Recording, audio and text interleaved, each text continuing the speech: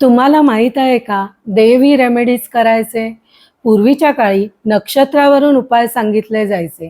राशी अस्तित्वात नव्हत्या. आज तुम्हाला माहिती मिळेल श्रीकृष्ण मोरपंख आणि बासुरी जवळ का ठेवायचे?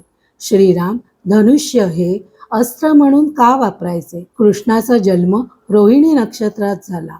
रोहिणीपासून 27वे नक्षत्र मोजले की कृतिका हे नक्षत्र येते. कृतिका नक्षत्रामध्ये जो पक्षी आहे तो मोर आहे, म्हणून कृष्णाने मोरपंख जवळ म्हणजेच डोक्यावर लावले. आपले 27वे नक्षत्र हे आपले अतिमित्र नक्षत्र असते. आपला अतिमित्र आपल्याला नेहमीच मदत करतो, इतरांपासून वाचवतो. आपल्या नक्षत्रापासून 4थे नक्षत्र हे शेम असते, ते आपल्या मनाला शांती देते. श्रीकृष्णाच्या जन्म नक्षत्रापासून 4थे नक्षत्र हे पुनर्वसू होते. पुनर्वसूचे झाड हे बांबू आहे.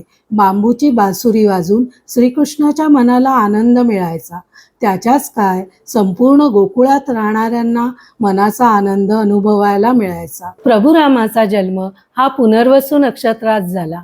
पुनर्वसू नक्षत्रापासून 27वे नक्षत्र हे आद्रा आहे. आद्रा नक्षत्राचा पुरुषार्थ हे धनुष्य आहे, म्हणून धनुष्य प्रभू श्रीरामाने आपल्या जवळ बाळगले. तुमचं जन्म नक्षत्र तुम्हाला माहित आहे का? जिथे चंद्र असतो तिथेच तुमचे जन्म नक्षत्र असते. तुमचे जे जन्म नक्षत्र येईल तिथून मोजल्यानंतर 27वे जे नक्षत्र असेल ते तुमचे अतिमित्र नक्षत्र असेल. तुम्हाला 27 नक्षत्रांचे चार्ट हवे असतील तर मला कमेंट करून सांगा.